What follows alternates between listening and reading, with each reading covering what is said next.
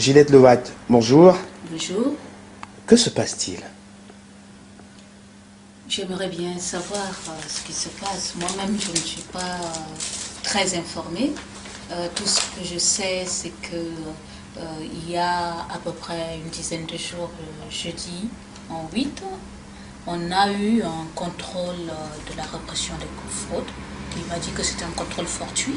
D'accord. Et qui ont demandé de prendre des échantillons des produits pour analyser. C'est un contrôle banal qui, en fait, en principe, d'après ce qu'ils m'ont dit, je faisais partie des producteurs. Ils m'ont vu sur le site et qu'ils passaient comme ça par hasard prendre des échantillons de produits qu'ils s'analyseraient. D'accord. Donc ils m'ont pris 3 échantillons, 3 produits, dont 3 échantillons de chaque, sont repartis en me disant que je ne devais pas avoir de nouvelles d'eux avant 2 mois, le temps d'analyser les produits. Et là, il s'agit d'un contrôle banal. Hein. Ça, c'est quelque chose qui a l'habitude de se faire ou pas? C'est quelque chose qui peut se faire. Ils ont le droit de venir pour protéger la population, de se dire est-ce que les produits sont conformes, est-ce qu'il y a quelque chose de dangereux ou pas. D'accord. Depuis 2001 que nous sommes ouverts, c'est la première fois qu'on l'a, comme elle l'a dit, il fallait qu'un jour ça tombe sur nous. Donc pourquoi pas. Donc j'ai ouvert mes portes sans souci. Elles ont pris les produits, me disant qu'il n'y avait pas de souci si j'avais pas de nouvelles d'elles avant 2 mois. C'était le temps imparti pour le temps d'analyser les produits. Et si au bout du contrôle, il y avait un souci par rapport à un produit, ils me demanderaient de le retirer de la vente. Mais jusque-là, rien de plus. D'accord. Donc ça s'est passé jeudi, je crois le 26 ou 8, par là. Toujours est-il que le lundi, alors qu'on était fermé, 3 policiers sont venus et ont demandé d'ouvrir la porte à la personne qui est à l'intérieur, mais en fait qui n'était pas moi puisqu'on était fermé, quelqu'un était à l'intérieur, et se sont présentés en disant qu'ils avaient un arrêté préfectoral qui demandait de fermer la boutique. D'accord. Sans savoir ce que c'était, la personne paniquant donc m'appelle, moi je discute avec le flic, le policier pour savoir de quoi ça retourne. Il me dit je ne sais pas madame, tout ce que je sais c'est qu'on m'a demandé de venir fermer.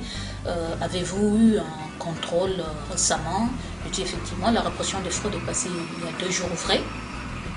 Il me dit bon non, ne cherchez pas, c'est ça, mais sauf que je ne sais pas ce qui se passe, c'est 2 mois, c'est fort, c'est vraiment j'ai jamais vu ça de ma vie. D'accord. C'est-à-dire que là, il y a un arrêté préfectoral pour 2 mois de fermeture, hein, carrément. Oui. Donc il me dit, vous vous adressez de toutes les façons, je laisse l'arrêté à la personne que je lui ai demandé le temps de venir chercher l'arrêté. Il me dit non, il n'y a pas de problème, je le remets à la personne qui est là, même si elle n'est pas de la boutique, je remets à la personne. Donc, sauf qu'il laisse l'arrêté, oblige le petit à signer d'arrêter, comme s'il était l'exploitant alors qu'il n'est pas l'exploitant. Le petit le fait, je lui demande, il me dit, vous n'avez pas le droit pendant les 2 mois, ni de vendre de produits, ni de faire des soins. Et je lui demande si j'ai au moins le droit d'entrer dans ma boutique. Il me dit, il n'y a pas de souci, vous pouvez entrer, mais je vous préviens, ne le faites pas parce que ça peut entraîner une contrainte par corps. Alors, parce que signalons quand même que vos produits, il me semble bien que vos produits sont faits avec des produits naturels. Oui, justement, c'est ce qu'on leur a précisé, qu'on utilisait des produits 100% naturels, en attendant en plus que nos produits sont à base de produits alimentaires. Donc, qu'ils fassent un contrôle, il n'y a pas de souci, ça c'est leur travail. Qu'ils ferment 2 jours ouvrés après, il faut qu'il y ait mort d'homme. D'accord. Donc s'il y a mort d'homme, on doit le savoir. Sauf que nous, en plus de 11 ans d'exercice, on n'a jamais eu une plainte, même d'un commissariat. D'accord. Que quelqu'un vienne faire le malin à dire que oui, le produit veut le rendre, il n'y a pas de souci, chez nous c'est satisfait ou remboursé. Vous achetez, vous n'êtes pas satisfait, c'est la première fois que vous êtes cliente, il n'y a pas de souci. Mais de dire que le produit a provoqué une allergie ou je ne sais pas, un problème pour que la personne soit à l'hôpital. S'il y avait ça, au moins le commissariat nous aurait appelé, il y aurait eu enquête. Voilà, elle ne serait pas venue dans ce cas juste de manière fortuite prendre des produits pour analyser. Normalement, la procédure aurait voulu que, à l'issue des 2 mois, si l'examen révélait un danger d'un certain produit par rapport à la population, c'est là où la préfecture va juger si le degré de danger est suffisant pour dire que la boutique doit fermer. Être fermée, oui. Si c'était le cas, normalement, on devrait même être scellé. D'accord. Donc si quelqu'un est en danger, pourquoi il ne me demande pas de retirer tous les produits du marché ou même de rappeler les clients et de leur dire, vous savez, il y a un danger pour ceci. Sauf que dans le rapport, elles ont demandé au préfet de police de fermer comme s'il y avait un danger imminent, sans me laisser la possibilité de la procédure contradictoire, c'est-à-dire que de m'expliquer sur les chefs d'accusation qui me sont reprochés, et que même si je faisais recours par les voies légales qui me sont proposées, c'est-à-dire saisir le ministre de l'Intérieur, ou saisir le préfet de police, ou saisir le tribunal de grande instance, même si j'ai recours à ça, il demande que la procédure de fermeture ne soit pas suspensive. Pourquoi, si les autorités en présence disent que j'ai raison, pourquoi est-ce que je dois rester fermé? Les produits que vous fabriquez sont faits pour quel type de peau? Donc, les produits que nous fabriquons sont faits pour les peaux noires, on va dire surtout pour les peaux sèches et les cheveux secs. Donc en cheveux secs, on va retrouver les cheveux crépus, les cheveux frisés, en fait le cheveu afro. Donc tout le monde peut l'utiliser du moment où elle a la peau sèche. D'accord. Mais à l'origine, c'est des techniques ancestrales africaines qui ont été mises au goût du jour pour résoudre les problèmes des peaux noires. D'accord, mais comment en êtes-vous arrivé alors à vous engager dans cette démarche? C'est une longue histoire. C'est en fait lors d'une mission en Afrique, et surtout au Cameroun, alors que je sillonnais les villages de mes grands-parents, je me suis rendu compte que les femmes qui vivaient d'autoconsommation, qui n'étaient pas sujettes à la civilisation, avaient un teint magnifiquement unifié et arboraient une belle crinière. Alors que nous, en ville, qui étions soi-disant sophistiqués et civilisés, nous perdions nos cheveux alors qu'on investissait une fortune dans les salons de coiffure. Donc, quelle est aujourd'hui, vous pouvez regarder, toutes les femmes sont chauves, tout le monde porte des perruques. Moi-même, je me suis fait brûler la tête alors que j'étais en mission à Londres. J'ai passé 2 jours à l'hôtel alors que je ne pouvais même pas aller travailler. J'étais partie pour faire une mission, je vais me faire défriser et j'avais des cloques de cheveux collés complètement sur le cuir chevelu. Donc, quand j'ai vu ça, je me suis dit, il y a quelque chose qui ne va pas. Si ces femmes qui n'ont pas, qui vivent d'autoconsommation, arrivent à garder de beaux cheveux et une belle peau, et que nous, on ne le fait pas, alors qu'on a les mêmes gènes, on nous a toujours fait croire que le noir ne peut pas avoir de beaux cheveux, qu'on était maudit ou qu'on avait les cheveux crépus pour se protéger du soleil. Si ces femmes pouvaient l'avoir, ça veut dire qu'il y a quelque chose, c'est sûr, qu'elles faisaient que nous, on ne faisait pas. Une chose est sûre, elles ne pouvaient pas utiliser nos produits, les produits qu'on achetait chez les mastodontes et autres. Elles n'avaient pas les moyens financiers, je veux dire, de l'espèce très sonnante et trébuchante pour ça. Mais elles arrivaient à garder une belle peau et les cheveux naturels correctement. Voilà. Donc ça vous a interpellé, ça? Ça m'a interpellé. Et c'est là où j'ai essayé de comprendre qu'est-ce qui s'est passé entre cette population qui n'est pas touchée par les produits chimiques, puisqu'elle ne peut pas les acheter, et nous, où on nous fait comprendre qu'on a les cheveux naturellement crépus. Si vous prenez les Peuls par exemple, qui restent nomades, et qui ne sont pas touchés par la civilisation, ils ont des cheveux ondulés qui tombent. Alors que le même Peul, le même fils de Peul, élevé en ville, parce que son père est administrateur et autres, va avoir les cheveux crépus, tandis que son cousin, qui est resté dans les caravanes, enfin, qui reste nomade, a des cheveux ondulés, bouclés et lisses. Ce qui se traduit effectivement par une utilisation outrance avec une technologie qui ne correspond pas. Voilà. Ça voulait dire simplement qu'il y a quelque chose qu'on fait qui n'est pas bien. Donc, si la simple logique, le bon sens m'a fait comprendre qu'elles étaient dans le vrai et que nous étions dans le faux. Donc, si nous étions dans le faux, où est-ce qu'on a dérapé? Parce qu'on ne sait pas. Depuis l'enfance, on nous a fait comprendre que, d'accord, il faut se laver avec des produits innocents, il faut... Voilà, on l'a fait, c'est pas, on nous a dit que ça voulait dire être propre. Mais pourquoi être propre nous conduit à avoir des problèmes de chute de cheveux, des cheveux incoiffables, des peaux sèches qui tirent, et des taches, des boutons? Voilà, c'est ça que j'ai essayé de comprendre. Et là, j'ai commencé à m'investir dedans, à faire des recherches, à poser des questions pour comprendre comment elles s'occupaient de leur peau. Au début, je ne l'ai pas fait parce que j'avais envie d'ouvrir une entreprise. C'était déjà même pour mon bien personnel, à moi, de comprendre comment entretenir ma peau. Je passais tous les mois chez le dermatologue pour me faire percer les boutons, enfin, au laser pour ne pas avoir de taches. Ça me coûtait une fortune. Comment elles arrivent à vivre sans boutons?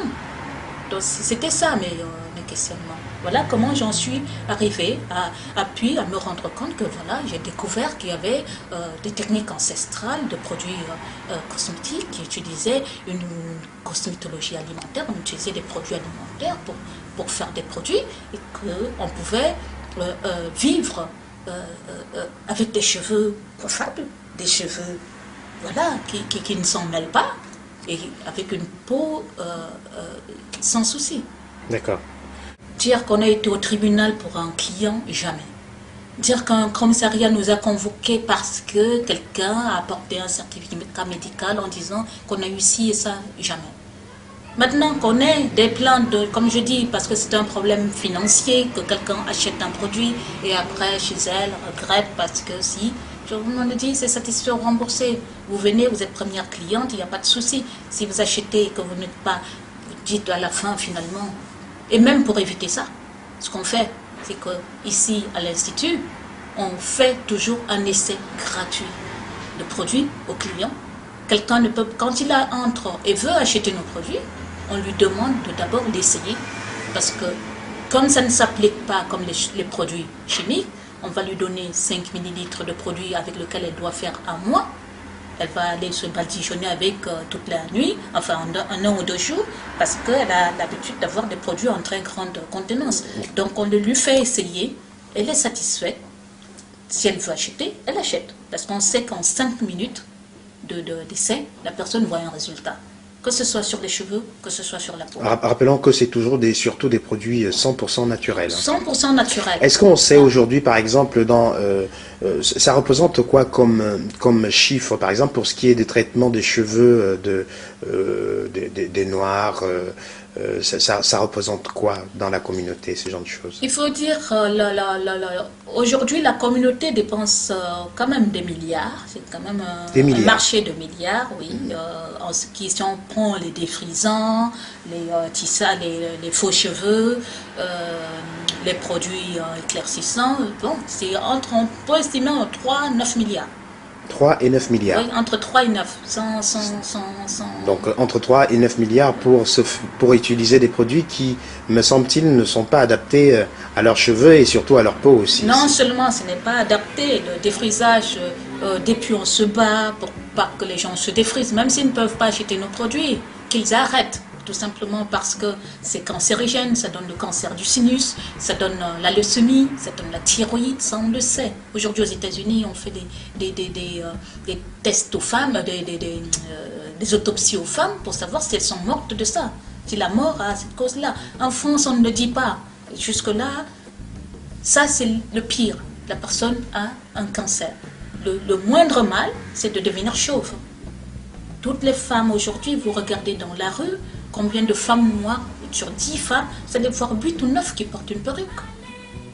Il y a 20 ans, on les portait parce que ça venait de sortir, c'était pour changer un peu de coiffure. Mais la plupart maintenant, sur les 10, s'il y a 9 qui portent une perruque, 6 le portent parce qu'elles sont obligées. Elles ne le portent pas parce que c'est pour agrémenter une coiffure. Alors qu'au début, les faux cheveux étaient pour agrémenter une coiffure ou changer même de coiffure. Aujourd'hui, elles le portent parce que soit les tempes, il n'y a plus de cheveux, la calotte, il n'y a plus de cheveux, ou elles sont carrément complètement chauves. Alors, pour revenir un peu à cette histoire aujourd'hui, c'est-à-dire qu'à la fermeture, cette fermeture qui normalement est censée durer 2 mois, ça peut être combien, ça peut être évalué à combien le manque à gagner pour vous? Le manque à gagner, il est difficile de l'évaluer maintenant. Qu'est-ce qui est en train de se passer? 2 mois. Si on ne parle que d'argent, si ce n'était que ça, les d'argent n'est pas ça va, on peut encore se relever. Mais on est aujourd'hui sur le marché, nos clients n'ont pas de substitut. D'accord. Ça veut dire que là, ce qu'on a, c'est des plaintes. Je fais comment pour me laver les cheveux? Je fais comment pour mes cheveux? Bon. Elles sont passées au naturel, sauf que sur le marché, elles n'ont que des produits chimiques. Au bout de tiennent le coup de moi. On est obligé de leur donner, on leur donne des recettes de grand-mère, prenez 2 jaunes d'œufs, essayez de vous dépanner avec ça en attendant qu'on vous donne des produits mieux élaborés et autres. Si elles tiennent 2 mois, ça peut aller. Sauf que le contrôle, rien ne dit qu'ils vont s'arrêter à 2 mois. S'ils ne trouvent rien, ils peuvent essayer de repousser comme... l'on m'explique, 6 mois. 6 mois, ça va être dur. Tout comme on me dit que c'est une procédure qui peut aller sur 1 an. Si c'est 1 an, croyez-vous que mes clients vont attendre 1 an? Non. Bon, voilà. Ça veut dire que je vais perdre. C'est 15 ans de recherche, c'est 15 ans de ma vie, en un temps de mouvement. On me dit, ça y est, c'est bon, changez de métier. Sans surtout vous expliquer et vous préciser, vous apporter des rapports précisant que voilà, telle personne qui s'est plaint ou voilà les anomalies qu'on trouve sur le produit, sans aucune précision. Sans aucune précision. Dans le rapport, ils prétendent avoir une pseudo-consommatrice qui aurait porté plainte dans leur service pour effet indésirable à la suite de la consommation de nos produits. Or, il y aurait une plainte pareille. Pourquoi ne le disent-ils pas? Ne donnent ni le nom, ni l'identité de la personne, ni les effets indésirables qu'il y a. Si c'est le cas, il n'y avait qu'à le dire dès le départ, à dire il y a quelqu'un qui a un problème. Il faut qu'on détermine quel est le problème, que de nous dire que c'est un contrôle fortuit. Pour l'instant, vous vous interrogez, quoi. Voilà. Parce que c'est tellement flou qu'on se demande vraiment ce qu'ils cherchent. Parce qu'entre-temps, non seulement il y a vice de procédure, on donne le procès verbal, on vient un jour où c'est fermé, ils ne me trouvent pas, ils ferment quand même. Le lendemain, ils demandent encore à me voir. Sans mandat, sans rien, sous prétexte qu'ils veulent m'aider. Ah, ils veulent vous aider? Oui, d'accord. Là, ils voulaient m'aider à soi-disant faire des déclarations au niveau de la FSAF, alors que c'est des choses quand j'ai commencé, c'était tellement nouveau que eux-mêmes, à la répression des fraudes, m'ont dit qu'ils allaient établir une case pour moi, parce que je n'entrais pas dans les cases normales de leur contrôle, puisque je faisais les produits capillaires et cosmétiques avec les produits naturels, les aliments, les produits alimentaires. Allez, alors maintenant, s'il y avait un dernier message à passer, Gilette, avant la semaine prochaine, que diriez-vous?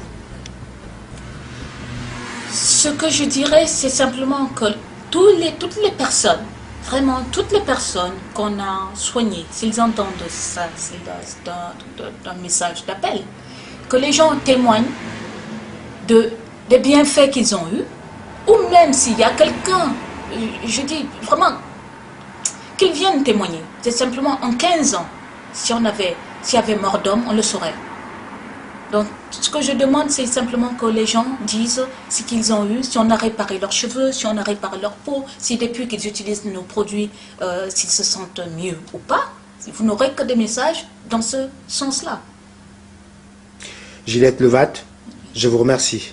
C'est moi qui vous remercie. C'est vraiment... je ne sais pas comment vous remercier de faire cette démarche et on a vraiment besoin des uns ou des autres aujourd'hui. Merci beaucoup, Gillette. Merci encore.